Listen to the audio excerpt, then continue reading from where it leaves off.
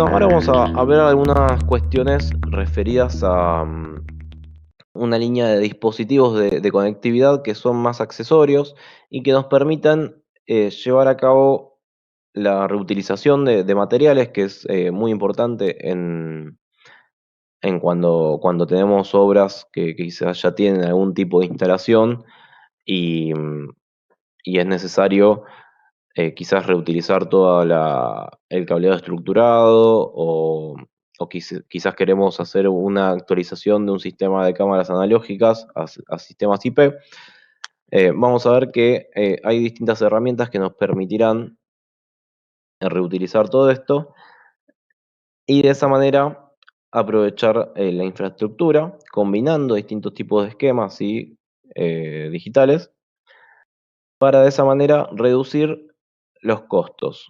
Tanto los costos de inversión, que son los CAPEX, llamados CAPEX, por ejemplo, todo lo referido a diseño, materiales o transporte, ¿sí? Porque básicamente no necesitaríamos eh, implementar una nueva red, sino que gracias a estas herramientas reutilizaríamos todo lo que hay ya instalado y también todos los costos operativos, también llamados OPEX, que están referidos a todo lo que es la gestión, el tiempo que invertimos, ¿sí? En el proyecto y en la mano de obra que necesitamos para quitar todo el cableado que tengamos instalado y poner una instalación de cableado nuevo. Obviamente todo esto va de la mano con una evaluación técnica de la calidad de, de dicho cableado, pero siempre que sea satisfactoria, se puede reutilizar y de esa manera reduciríamos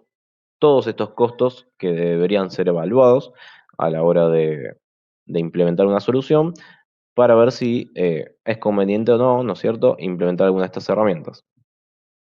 De esa manera vamos a lograr varios beneficios, entre ellos tener una mejor imagen ante el cliente y con el rubro, ¿sí? Por una cuestión de ser más eficientes. También tendremos un proyecto mucho más sencillo y simple a la hora de gestionar la operativa, ¿sí? Y tanto en tiempos como en contratos, en caso de que tengamos mano de obra terciarizada, por ejemplo. Tendremos un menor impacto ambiental, dado que se desecharán menor cantidad de material de basura. Y eso también le dará un perfil social a la empresa mucho más positivo, siendo más reconocida profesional y socialmente. Entre estos elementos vamos a encontrar que tenemos, por un lado, un dispositivo tipo splitter. Este splitter nos permite básicamente tomar la alimentación del PoE, ¿sí? En caso de que tengamos una conexión ya hecha de Ethernet, vamos a poder utilizar un switch PoE, ¿sí? Esto es la idea, siempre es cambiar los dispositivos que tenemos en las puntas de los cables para lograr ahorrarnos tener que cambiarlo o que agregar mayor cantidad de cableado. Nos permite transmitir la alimentación del PoE hasta ese punto y poder de esa manera alimentar un dispositivo que no sea PoE, que se alimente con 12 o con 24 volt hasta 25 watts. Es decir, que si nosotros tenemos quizás un panel de control de acceso o mismo un router, ¿sí? O cualquier otro dispositivo que se alimente con 12 o con 24 volt, vamos a poder interconectarlo a nuestra red a través de un switch, obviamente. Y si el switch es PoE, además podríamos agregarle este dispositivo para alimentarlo. De esa manera podemos centralizar la alimentación de un montón de dispositivos de 12 o 24 volt en nuestro switch, gestionar la alimentación dentro de este switch, detectar si se cayó quizás alguno o se colgó alguno de los dispositivos y poder reiniciarlo desde nuestro switch, porque tranquilamente podríamos apagar y prender el puerto PoE de forma remota desde una consola y de esa manera reiniciar el dispositivo en caso de que se haya colgado, por ejemplo. Esas son una de las tantas ventajas que tiene el poder gestionar la alimentación de manera centralizada desde una consola en cuanto a los beneficios operativos. eh, y nos ahorraríamos de esa manera quizás tener que visitar una obra o un cliente para, para hacer la primera prueba que hacemos seguramente todos los técnicos, que es desenchufar y enchufar, ¿no es cierto? Así que eso nos trae esa gran ventaja. Y obviamente también la centralización de la alimentación tiene otra gran ventaja, que es la posibilidad de la utilización de UPS, ¿sí? Como dijimos que hacemos con el analógico, cuando tenemos las fuentes de alimentación centralizadas donde está el DVR, bueno, ponemos una UPS ahí al lado del DVR y ya centralizamos todo y lo tenemos cubierto con autonomía energética, que eso es tema para el jueves. En este caso lo mismo, si nosotros tenemos el rack con la UPS que alimenta todos los switch y de esos switch alimentamos todos los dispositivos PoE y también los no PoE, gracias a esto, tendríamos absolutamente todo lo que esté conectado a ese switch cubierto con autonomía energética y también una regulación eléctrica doble, ¿sí? Tanto por la fuente del switch como por el estabilizador eléctrico automático que tienen las UPS.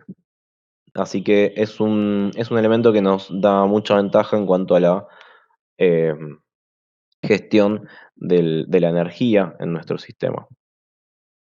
Por otro lado, hay un dispositivo que ya está orientado quizás a una implementación más especial, que nos permitirá a nosotros reutilizar el cableado coaxil que tengamos de una instalación quizás de CCTV antiguo, así con cámaras analógicas, que se suelen encontrar todavía en municipios, en bancos, en casinos, ¿sí? En entidades financieras más que nada, porque, y en municipios porque son los que empezaron, ¿no? a utilizar eh, todo lo que es seguridad con video. Y obviamente traen heredados un montón de sistemas y conexiones con coaxiles. Ahora, bien, si nosotros tenemos de repente 64 cámaras en un sistema de video CCTV con 64 coaxiles metidos en todas las paredes o paneles técnicos o lo que tengamos en la instalación, creo que es muchísimo más costoso y engorroso en cuanto a la gestión y a los tiempos y al operativo, tener que sacar todo ese cableado y poner todo un cableado nuevo de red para alimentar cámaras IP o peor aún UTP con balones si es que quieren poner analógicas y cambiar el cableado coaxil. En caso que, como ya dijimos, se, se pueda reutilizar este cable porque se evaluó con alguna herramienta y vemos que está en buenas condiciones, este dispositivo lo que va a hacer es transformar ese coaxil en un medio de transmisión digital. Es decir, que nos va a poder enviar a través de ese cable tanto una señal Ethernet, ¿sí? Con protocolo para comunicar un dispositivo, como también la alimentación PoE que puede venir o bien de este inyector, como también de un switch. Eso es muy práctico a la hora de hacer un upgrade, una mejora, ¿sí? Un sistema analógico a una IP. Lo único que tendríamos que hacer, básicamente, es sacar la cámara analógica y el DVR analógico, ponemos estos dos dispositivos, ¿sí? Porque vienen de a pares, uno dice IPC y el otro dice server. El que dice IPC irá del lado de la cámara, ¿sí? Y tiene una salida PoE para conectar la cámara IP. Directamente ya queda ahí la cámara IP. No tenemos que agregar alimentación, ni fuentes de 12 volt, ni 220, ni nada. Tiene también una puesta a tierra para proteger el enlace en caso de que tenga alguna descarga eléctrica. Y en el lado del server ponemos el que va en el otro extremo y de ese un cable a nuestro switch, el cual alimenta toda la línea. O bien también podemos optar por ponerle una fuente, en caso de que no tengamos un switch PoE, para también alimentar a esa línea. Así que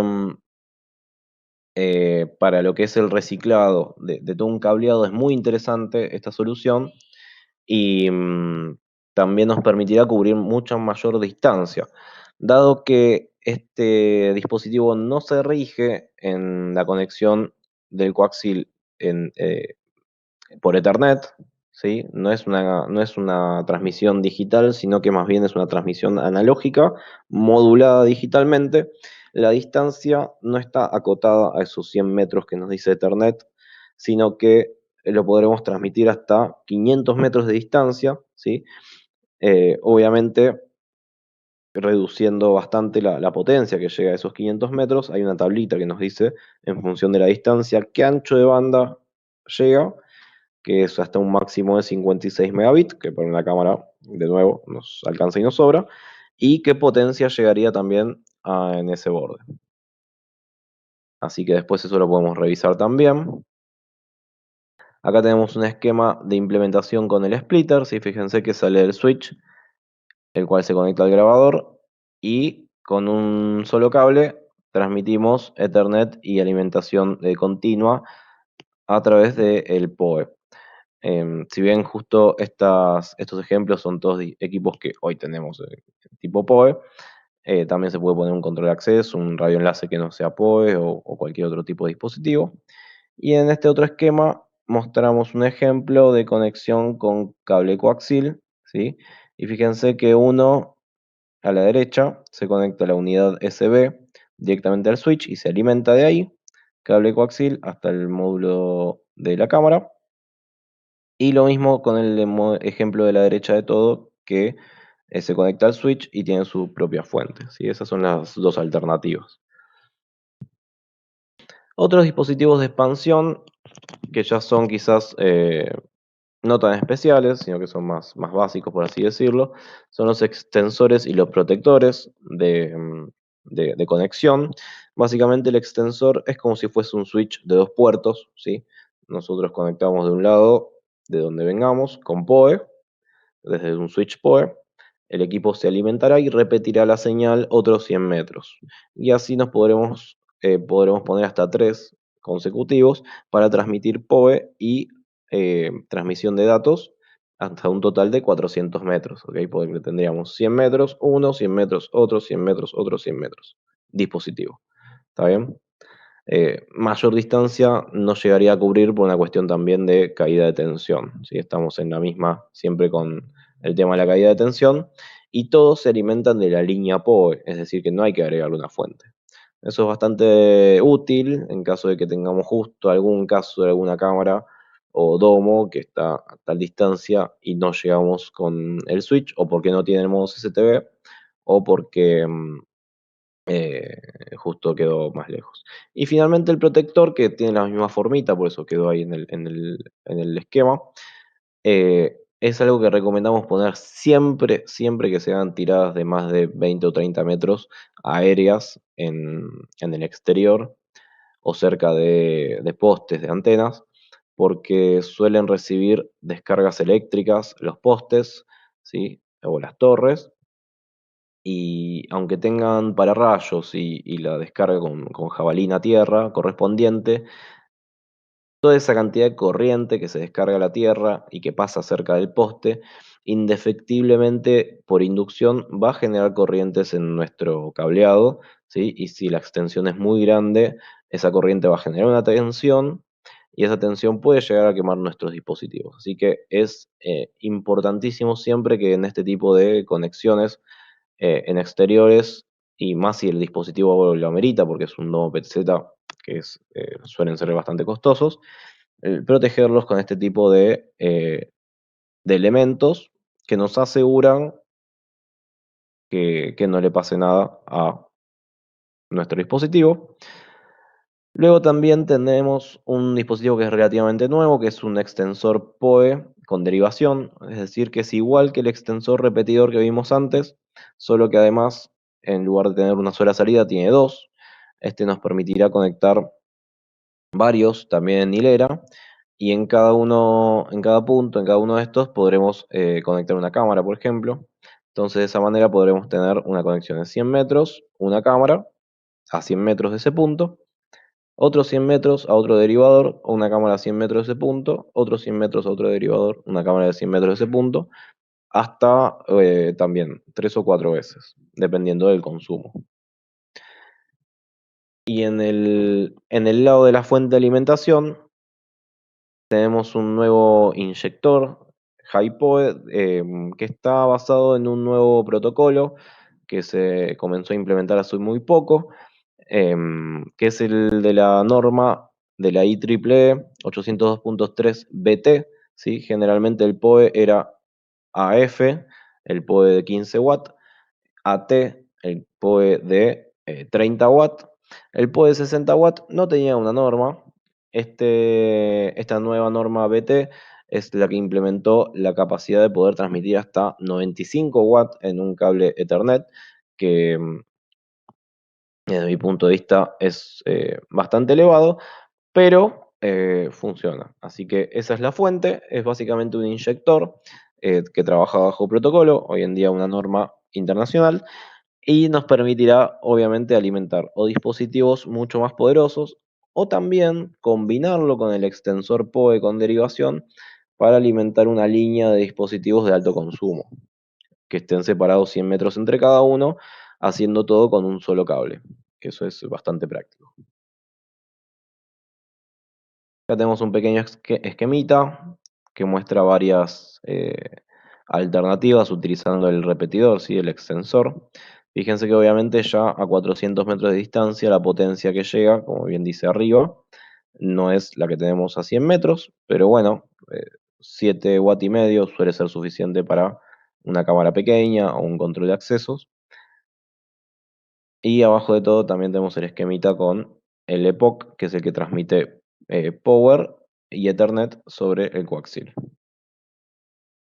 Finalmente, para ir cerrando, antes de que se nos estire mucho más la presentación, vamos a hacer un repasito de los elementos inalámbricos, que está bueno siempre tenerlos en consideración porque nos salvan cuando no tenemos manera de tirar un cable a un punto cámara, así donde tengamos una o varias cámaras y, y sea indispensable hacer la conexión a ese lugar, que puede ser, por ejemplo, una grúa, una torre o un lugar que pasa por arriba de un río o algo por el estilo, donde nos resulta más práctico y menos costoso poner un juego de radioenlaces y hacer una conexión inalámbrica que poner postes y tirar un cable. Nosotros a través de los dispositivos tipo Access Point, ¿sí? Los clasificamos los inalámbricos en radioenlaces y en Access Point. La única diferencia, la principal diferencia que tienen estos tipos de dispositivos es la antena, ¿sí? Las dos familias vamos a ver que tienen generalmente los mismos modos de funcionamiento, los radioenlaces tienen uno más, pero los dos tienen 4 modos de funcionamiento principales. Y los access point, a diferencia de los radioenlaces, tienen antenas omnidireccionales, es decir, que emanan radiofrecuencia en todas las direcciones. Los radioenlaces, en cambio, tienen una antena direccional que concentran toda la potencia del radio en una sola dirección, valga la redundancia, pudiendo así, obviamente, utilizando la misma potencia, tener muchísimo mayor alcance gracias a que apunta a un solo lugar. Algunas de las características eh, de las dos familias es que tenemos analizadores de bandas de frecuencias, es decir, que podremos analizar y seleccionar los canales que estén con menor consumo o que estén menos congestionados. Tienen, como bien dijimos, 4 modos de operación, ¿sí? Los radioenlaces además tienen un quinto modo. Entre estos tenemos el modo Access Point, que es básicamente cómo funcionan los routers, ¿sí? De los hogares, en donde cualquier cosa que conectemos a los puertos físicos y los puertos y cualquier cosa que conectemos de forma inalámbrica se van a estar viendo entre sí como si fuese un switch.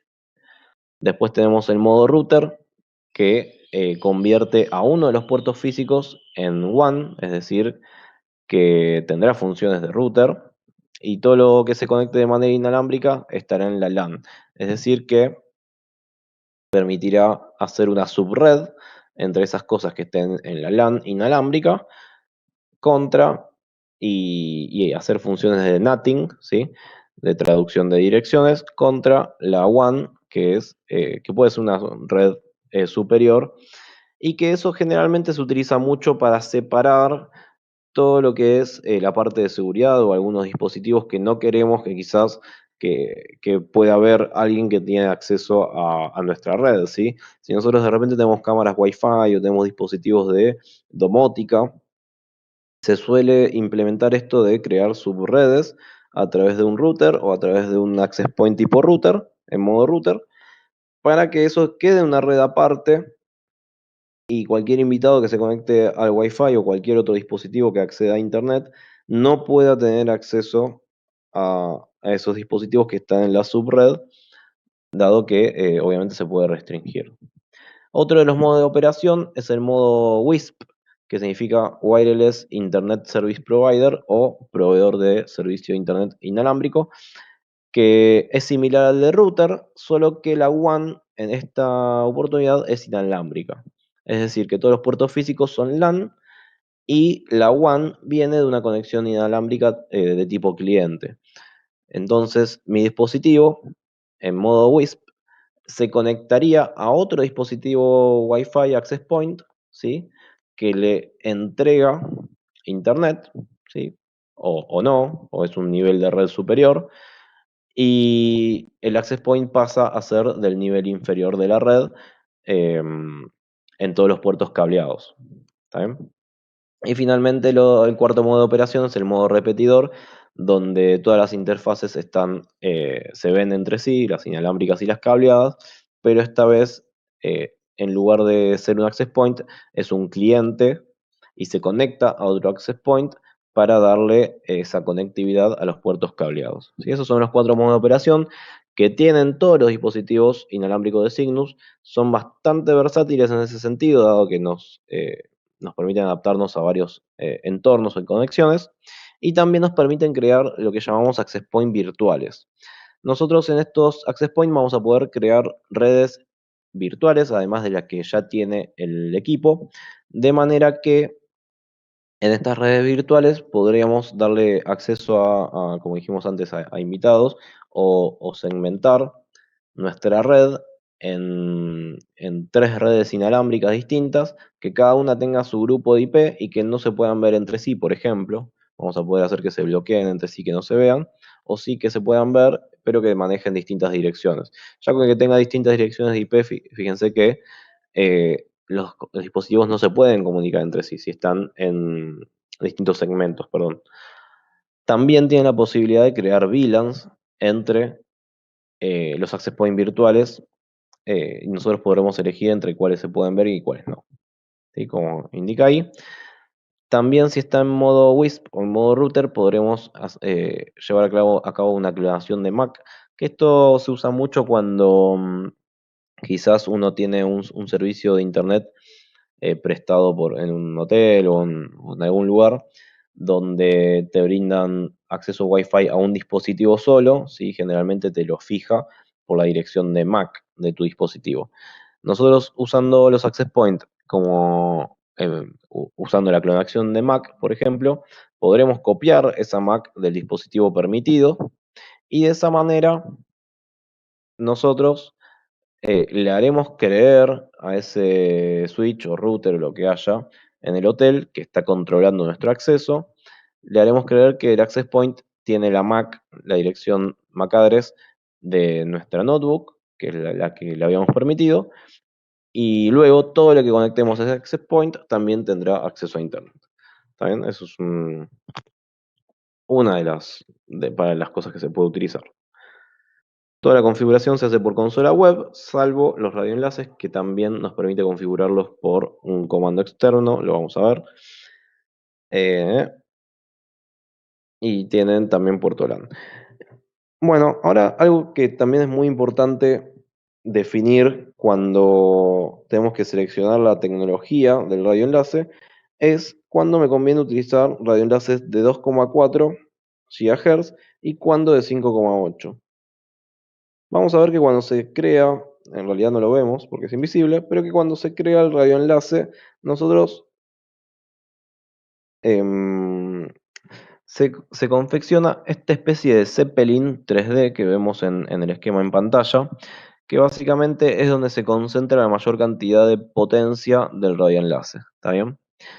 Em, Lo importante de este Zeppelin es que si yo tengo objetos en el medio, vamos a estar interfiriendo en un punto de mayor transferencia de potencia de nuestra señal y obviamente va a generar que se pierda, que se atenúe la potencia que estamos recibiendo.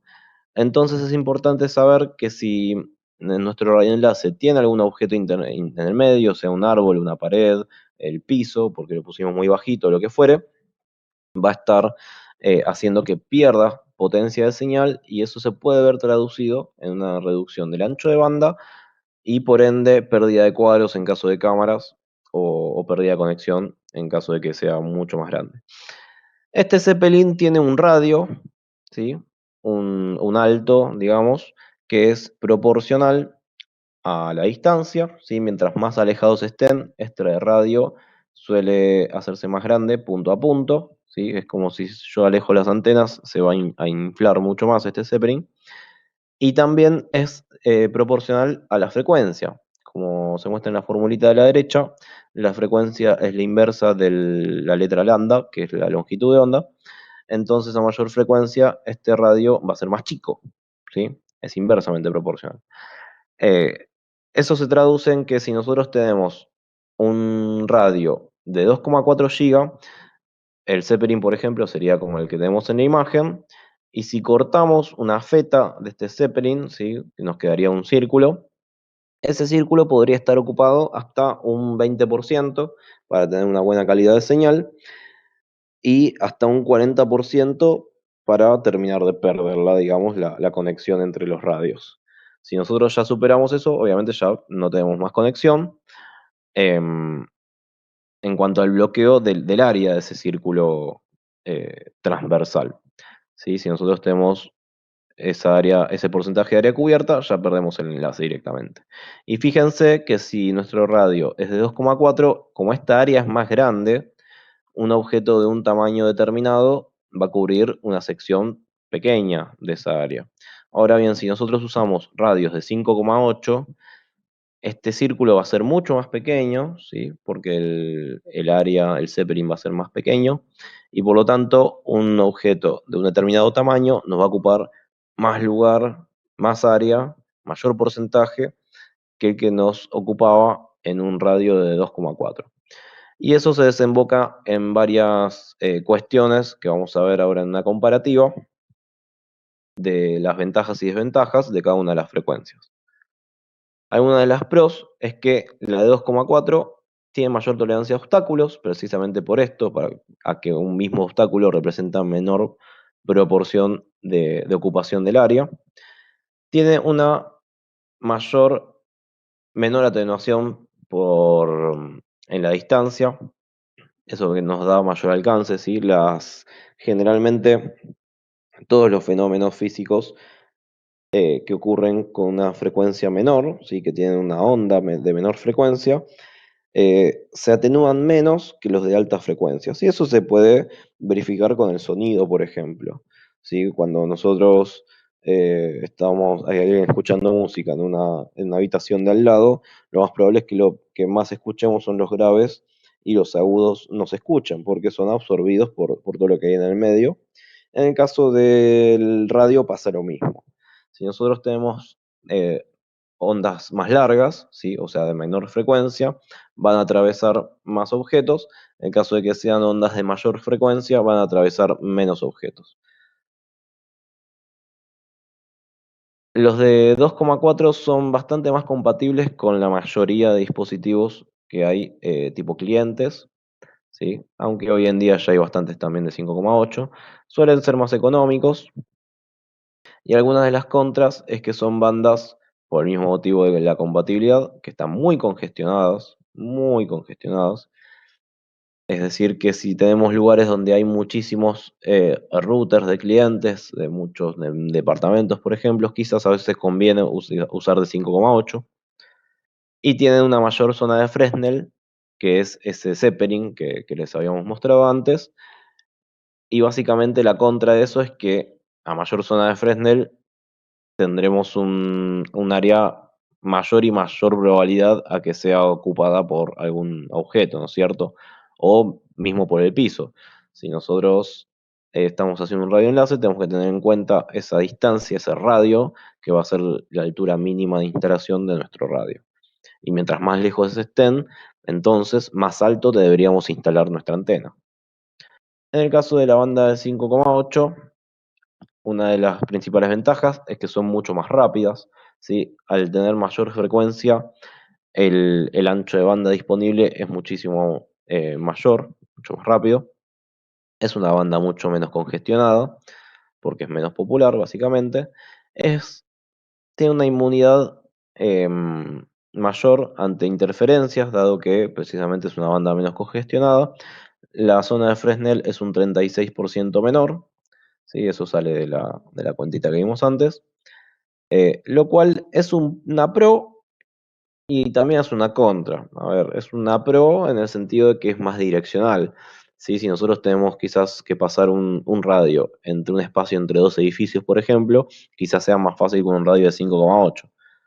Pero al mismo tiempo, si no tenemos línea de visión porque algo se cruzó en el medio, hay más posibilidades de que el enlace se caiga por un objeto de un determinado tamaño, que esa es una de las contras principales. Se recomienda que tenga línea de visión sí o sí, ¿está bien? Es una de las recomendaciones. Si se ocupa un poquito y vemos que no pasó nada, bueno, pero generalmente se recomienda que tenga línea de visión. Tiene una mayor atenuación con las largas distancias, ¿sí? Por el mismo aire o la humedad, o fenómenos climáticos. Algunas características de los productos, esta vez, el de 2,4 se llama Match 2 y el de 5,8 se llama Match 5. El Match 2 se alimenta con PoE pasivo, es decir, inyección directa de 24 volt sobre Ethernet o de 12 volt. Tiene un interruptor, un comando de configuración rápida en la parte inferior. Cubre hasta 3 kilómetros de alcance en un radioenlace, y un punto a punto. Tiene una muy buena relación costo-beneficio.